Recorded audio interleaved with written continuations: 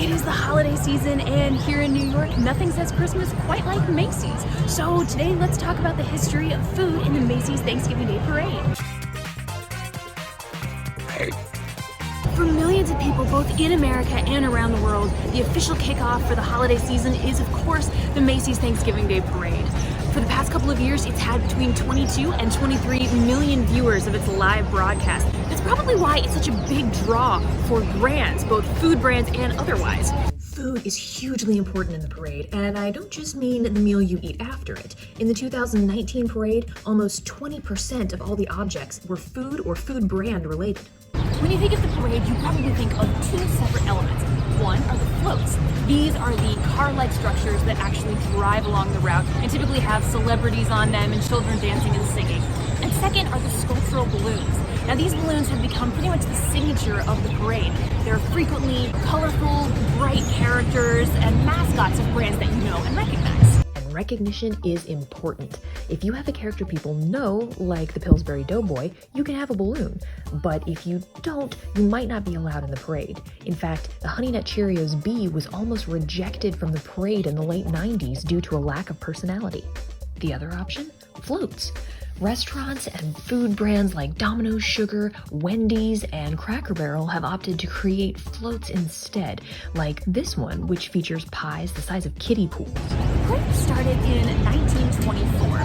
There were 3 floats, 4 bands, and a whole bunch of zoo animals paraded down from the zoo uptown.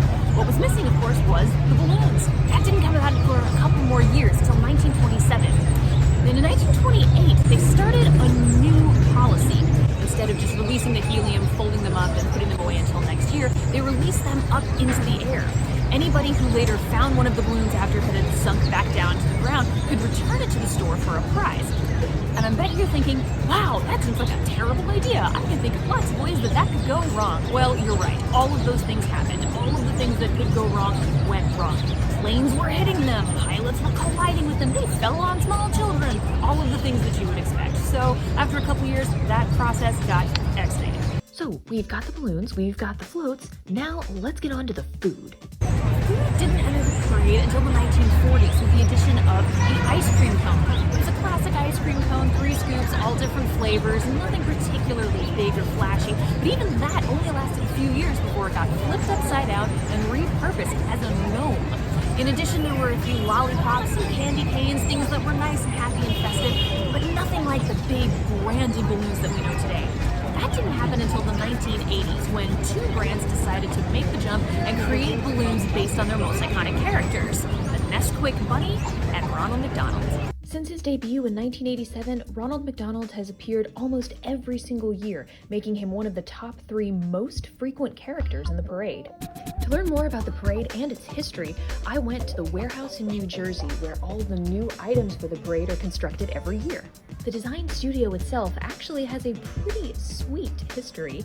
For more than 4 decades, it was housed in a former Tootsie Roll factory. Today, it's been moved out to a slightly different part of New Jersey. It's just a short bus ride away from New York. The Parade Studio is such a cool place. Every single nook and cranny has some weird, wacky, creative element to it. Plus, they've still got all of the old plans from previous parades and paper models from previously used floats. I was there with my friends Lauren, who hates being on camera, and Joey, who's the designer behind floats like last year's Teenage Mutant Ninja Turtles float and this year's Lego Brick Changer. He explained the design process behind all the floats and balloons, including this year's biggest new food balloon. This is the green eggs and ham float. As you can see, it is a giant green ham and green egg wheels being driven by our friends Sam I Am and Grumpy Guy. And it is one that we actually modeled entirely digitally, so you can actually see here. That's a digital model. I think it's actually a very good translation from the original, but it is one of my favorite balloons. So how do you guys translate food into balloons? Like, what did you draw from to create the shape of the food so it would still be recognizable? Well, fortunately in this case, the company does a lot of the work for us. They give us a lot of drawings to start with, and then we from there we just kind of decide, well, where can we create large shapes that will capture the helium and give the right type of pull. And it's a pretty good exercise and trial and error. But after enough sketches, you kind of figure you land on something that makes a lot of sense. But that's really it. I mean, the food is really no different than other objects. This sinuous arm here, that's kind of incredible for a balloon, but that's about as thin as we can get. But there's a reason that it's actually anchored by the hand to the wheel, because otherwise it wouldn't be able to hold its shape. So knowing those little nuances about balloon design is really important. Over the years, a lot of brands have chosen somewhat similar themes for their floats. Call it the Willy Wonka effect, but a large number of them have actually chosen to make either industrial kitchens or factories, like this one from Kinder Bueno. Along with the floats are people in costumes that match the theme, like cookies, bags of sugar, or 2019's now infamous Butterman.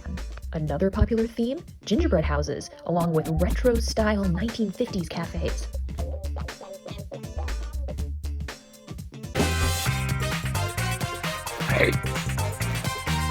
Fun fact, the 2019 parade actually included a special nod to the first ever food balloon, the ice cream cone. There's a brand new design, totally repurposed, with scoops of pistachio and strawberry ice cream and little Macy stars on top. Cute, right?